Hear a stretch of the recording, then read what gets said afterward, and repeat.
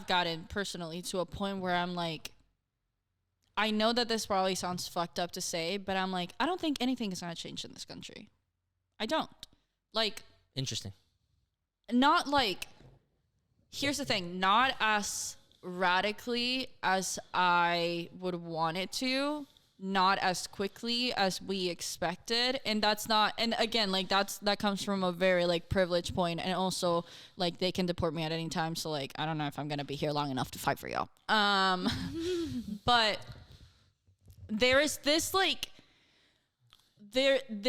constant energy of like complacency. That shit is not going to change. I know what you're saying. Like, it feels so fucking distant. And that, I'm not saying that's a reason. Like, I still try to do my part, and I still try to, like, support, like, on my own personal time, and I still try, you know, like, I do pay attention to that kind of shit. Like, I do pay attention to the companies that I'm going to, and I know I make jokes about it, but I try to, you know, like not shop here or not shop there, or like not go to these events because the owner supports whatever, or shop black-owned businesses, or shit exactly. like that. Or like I live in Third Ward, and when I moved here, I was like, okay, well, I want to, you know, like make sure that I'm shopping like locally and whatnot. But just like, especially coming from like Venezuela and seeing like how fucking hard it is to actually get like real change, and seeing that like it can be years of people dying and of people protesting and of nothing happening, because at the end of the day, like what changes, like the only people that have, not the only, I am trying to use my words carefully, the easiest way to change something is by having power, right? And the people that have power are politicians and senators and people in office and all of that. And the way, specifically talking about America, the way that the government is set up, the way that the citizens interact with the government, the way that American culture is set up, that feels like almost impossible. Yeah. Like, it feels so fucking hard to make any kind of real, like, meaningful... Right. This is why I don't want to say immediate, but like timely change. You know what I mean? And that's where I'm like, holy shit! Like, this is why whenever they introduce the like no politician can buy stocks anymore or whatever bill or whatever, that's why, because those are the small things that will get us to not the politicians having the job that they're supposed to have, and not just using it as a stepping stone for an elite path or you know being an elitist or whatever. To your point, I do want to say, and I don't know if this will bring you any comfort, it has brought me some comfort to some degree. We are all idealists to some degree, especially if you're on the left. If you're on the left, you're like, you know, you're a big idealist. And that can be extremely frustrating, because what you're envisioning in the world isn't, you're envisioning the perfect world, right? You're envisioning the world that you'd like to live in. You're envisioning and you're seeing all these things like the overspending in the military. And you're saying, man, if you just cut this, we'd be able to have this as a society. And wouldn't we all be better off if like this and this and this and this and that? Sure, 100%, right? Therefore, if we look at history, change usually comes gradually. I don't think there's ever been a time in American history where the idealists of the time got exactly what they wanted. They only got it in small pieces. They've always only gotten it in small pieces, and it's actually been quite powerful when I think about history. When I've read history, when I've gotten into more nuanced points on history, it's actually been very, very comforting to me knowing that they only got small pieces, and everything that we've been able to do with those small pieces after the fact. You know what I mean? Like the women's suffrage movement just ended not too long ago. You know, like black rights just end. Like the civil with Jim Crow. It wasn't long. It's almost a generation away. Like it's not far. You know what I mean? People's grandparents still like were sharecroppers and stuff like that. You know what I mean? So like even those small pieces can go a long way. And we have made some great strides with the little small slivers that the people before us been advocating for and like really, really pushed along. To your point, it does feel a little bit of a wasteland. It feels like you're just stuck in this wasteland of like nothingness, and there's no air, there's no breeze, there's no tide, there's no nothing. You know what I mean? But I will say that I'm hopeful at least, and maybe this is where my idealism still cuts through sometimes. But like, I'm hopeful that even if we do get a little bit of a sliver, we'd be able to do a lot with that sliver. Hopefully. Because that's what we've typically done. You know what I mean? Like, you know, the LGBTQ movement didn't get everything they wanted off top. You know what I mean? The Jim Crow movement, the Black Civil Rights movement didn't get everything they wanted off top, and we're still dealing with the repercussions of some of the residue that comes with that, i.e. BLM, i.e. police brutality, i.e. all those things, right? But if you talk to a grandmother that was living in Mississippi or in Alabama or even in Texas, aged like 60 years ago, that might still be alive, looking at their grandkids, she's looking at them and being like, yo, we fucking did it. You know what I mean? Like, she's looking at them and be like, yo, my daughter's taking selfies. Like, I mean, I don't think anybody's saying we did it. We out here, but that's what she's saying. You know what I'm saying? Like, they gave us a sliver and we made a new generation of powerful people. Yeah. And I'm sure that's how they think about it. And in the moment, us being like, you know, in our 20s and like frustrated, like super frustrated with the world and how that's how the we last time how you're we gonna be fit. able to say that. In a month I'm gonna be 30. But like being in that headspace, we are like desperate for trying to see where we fit into the world. You know what I mean? And how we can affect it and how like our hand can really like do something. Yeah. And we get extremely frustrated because we know we can do a lot. And we're just like only given like small slivers. You know what the craziest You know what I'm saying? I just wanted to say that just to like, Yeah, hopefully it that's gives true. a little bit It's of like true. a sliver of hope in terms of like being historic. The craziest part is going back to my dad. My dad tells us a lot of stuff.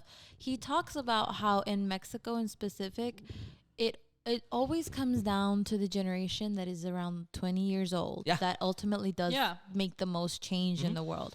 It's always the students that make the most change in the world, and the educated students. Students. So the students that are fighting and they're protesting, and it really is. It's all of us are educated young adults that are fighting and they're advocating for change, even if it is just posting it on your Instagram story. You know what I mean? Like you're educating somebody who might not know better.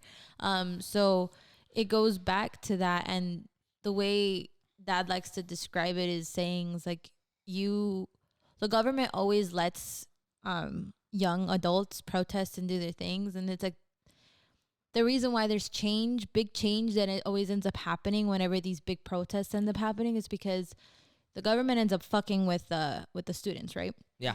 The protest, whatever it may be. It's like, and that's when you get the moms involved. That's how he likes to say it. He's like, that's when you get the mama saying, you killed my baby. Yeah. And I'm about to make, I'm about to bring fuck all y'all motherfuckers down. That's a good point. I didn't even think about that. And Dad likes to talk about it a lot. And every time you mention stuff like that, I start to think about how much change has happened. Like Emmett Till's mama, all the shit that she did to bring awareness to what happened to her baby is very much the same aspect of what's happened to all the young people of color that have died on justice, like with I don't even, man, why'd you have to bring them up? Whenever they found that girl, when she came out with that, when that white lady came out and said she lied, I was fucking furious. Yeah. Did you know about that? I didn't know about that. I feel that like she came out and was all like, oh, by the way, I kind of lied about that. Yeah. Ma'am. Hell no. I feel like that's what gets me, and that's what makes me like,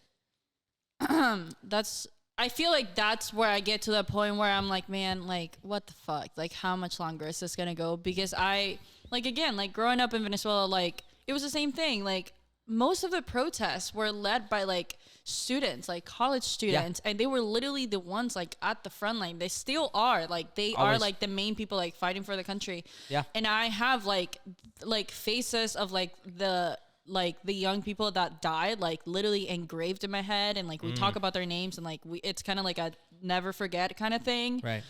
That I'm like, I grew up seeing that shit and being like, what the fuck, bro? Like, you're telling me they died for nothing? And like, I know that eventually when we're like on the other side of that fucking problem, we're still gonna remember them. But in my head, I'm like, I cannot accept the fact that many fucking people have to die. Yeah. Because we can get senseless, a sliver. Yeah, because you know what I mean? Senseless, yeah.